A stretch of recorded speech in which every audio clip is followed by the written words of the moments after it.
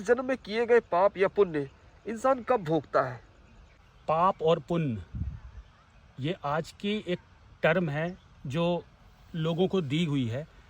हालांकि इसके बारे में मनुष्य जो सांसारिक मनुष्य है उनके लिए तो पाप पुण्य की परिभाषा एकदम सही है। क्यों? क्योंकि उनके पास इतना ज्ञान ही नहीं है कि उनको आप सही तरीके से A to Z बातें बता सकें कि क्यों आपको ये नहीं करना है, क्यों आपको इसकी पूजा करनी है, क्यों आपको ये करना है। अगर इसका सारा ज्ञान उनको देने में जाएंगे तो उनका जीवन कम पड़ जाएगा, क्योंकि जितना ज्ञान अभी तक सनातन ने ग्रहण किया है ना, ये कई हजारों वर्षों का ज्ञान है। अच्छा। अब इतना सारा ज्ञान किसी एक व्यक्ति के जीवन काल में नहीं दिया जा सकता।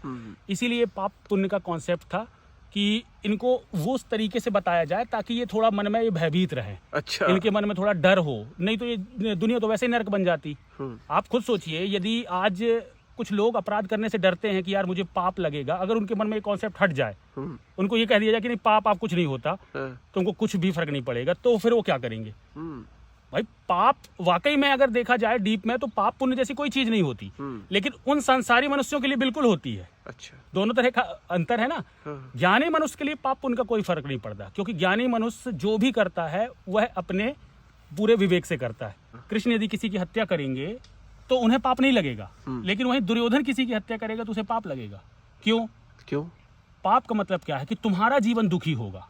पाप का मतलब यही है ना कि आपका जीवन दुखी होगा इन फ्यूचर।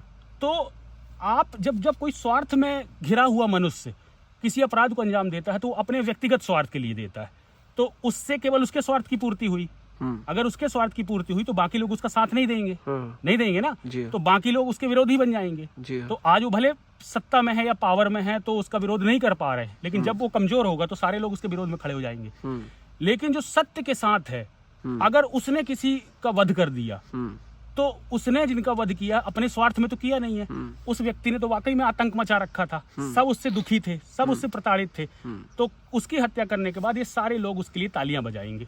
अच्छा। तो जब उस किसी को सम्मान मिलेगा तो उसका मन दुखी होगा कि उत्साहित होगा? बताओ। उत्साहित। हाँ, तो यही है पाप पुण्य का कॉन्सेप्ट कि कोई व्यक्ति की आप इन मनुष्यों का आपके प्रति क्या भाव है।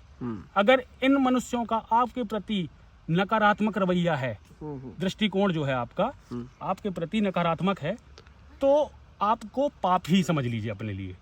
और यदि आपके प्रति लोगों की अच्छी भावना है, आपकी बातों से लोगों के जीवन में बदलाव आ रहे हैं, आपका जीवन सुकून में है, तो आप पुण्य में चल रहे हैं। जी। तो यही है सिस्टम आपके पाप पुण्य।